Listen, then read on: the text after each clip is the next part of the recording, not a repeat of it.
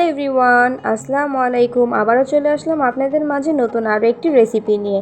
আশা করছি আজকের রেসিপিটি আপনাদের কাছে ভালো লাগবে, কারণ আজকের এই গ্রিল চিকেন রেসিপিটি আমি খুবই কম ইনগ্রিডিয়েন্টসে ট্রাই করেছি বাসায় তৈরি করার।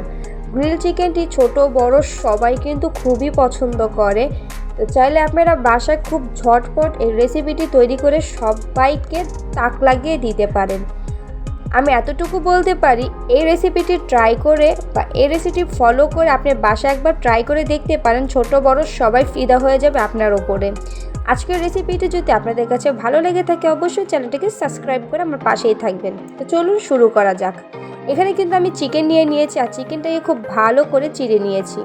আমি এখানে টক দই নিয়েছি, তো টক দই, আর এখানে আমি নিয়েছি শুকনো উপকরণ। এখানে আমি হলুদ, মরিচ, জিরে গুঁড়ো, ধনিয়া গুঁড়ো, গরম মশলা গুঁড়ো নিয়েছিলাম, কাবাব মশলা, আর নিয়েছিলাম বারবিকিউ মশলাটা। যেহেতু বারবিকিউ সসটা আমার কাছে ছিল না, তাই আমি বারবিকিউ মশলাটাই নিয়েছি।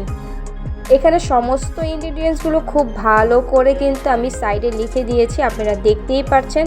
এখন আমি টক দইয়ের সাথে খুব ভালো করে আমি উপকরণগুলো মিশিয়ে নিচ্ছি। তারপরে আমি খুব ভালো করে এই মশলাটাকে আমি চিকেনের সাথে ভালো করে মিশিয়ে নেব। তো দেখতেই পাচ্ছেন আমি কিন্তু একদম ঢেলে দিয়েছি। ঢেলে আমি খুব ভালো করে ভেতর পর্যন্ত মশলাটাকে ঢুকিয়ে দিচ্ছি, যাতে করে ভেতর পর্যন্ত মশলাটা ঢুকে যায়। এতে করে চিকেনটা খেতে কিন্তু খুবই মজার হবে। তো এভাবে করে আমি ম্যারিনেট করে প্রায় 2 ঘন্টার জন্য রেখে দেব। আপনারা চাইলে আরও বেশি সময় থাকলে আরও বেশিক্ষণ রাখলেও ভালো হবে। তো সবশেষে আমি এখানে সরিষার তেল দিয়ে দিয়েছিলাম 2 টেবিল চামচের মতন, দিয়ে আমি খুব ভালো করে আবারও মিশিয়ে নিয়ে নিচ্ছি। ফিরে আসছি 2 ঘন্টা পর। তো দেখতেই পাচ্ছেন আমি কিন্তু এখানে একটা ফ্রাই প্যান বসিয়ে দিয়েছি। 2 ঘন্টা পর আমি কিন্তু চিকেনগুলো নিয়ে আবার ফিরে আসলাম।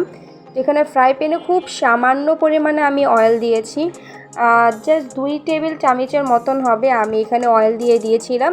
এখন অয়েলটা কিছুটা গরম হয়ে আসলে তারপর আমি এখানে চিকেনটা দিয়ে দেব।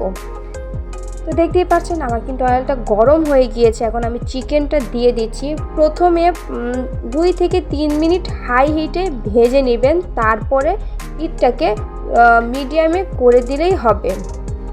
আমি কিন্তু 2 মিনিট প্রায় হাই হিটে ভেজে নিচ্ছি। তো দেখতেই পাচ্ছেন আমি 2 মিনিট হাই হিটে ভেজে নেওয়ার পরে তারপরে আমি চুলার আঁচটাকে লোতে করে দেব। তো হাই হিটে ভেজে নেওয়ার পর আমি কিন্তু এক পাশ একটু উল্টে দিচ্ছি। ভয় পাবেন না, এটা পুড়ে কিন্তু যায়নি, জাস্ট এটাই একটা কালার। গ্রিল চিকেনের কিন্তু একটু কালো কালো বা একটা পোড়া যে একটা ভাব থাকে, সেটা না হলে কিন্তু গ্রিল চিকেন খেতে এতটা মজার হবে না। এখন আমি মিডিয়াম আঁচে রেখে ঢেকে দেব। এতে করে চিকেনের যে পানিটা বের হয়েছে দেখতেই পাচ্ছেন, এই পানিতেই কিন্তু চিকেনটা পুরোপুরি সেদ্ধ হয়ে যাবে। তো এই তো আমার কিন্তু চিকেন রেডি হয়ে গেছে। তো চলুন পরিবেশন করে দেখাই।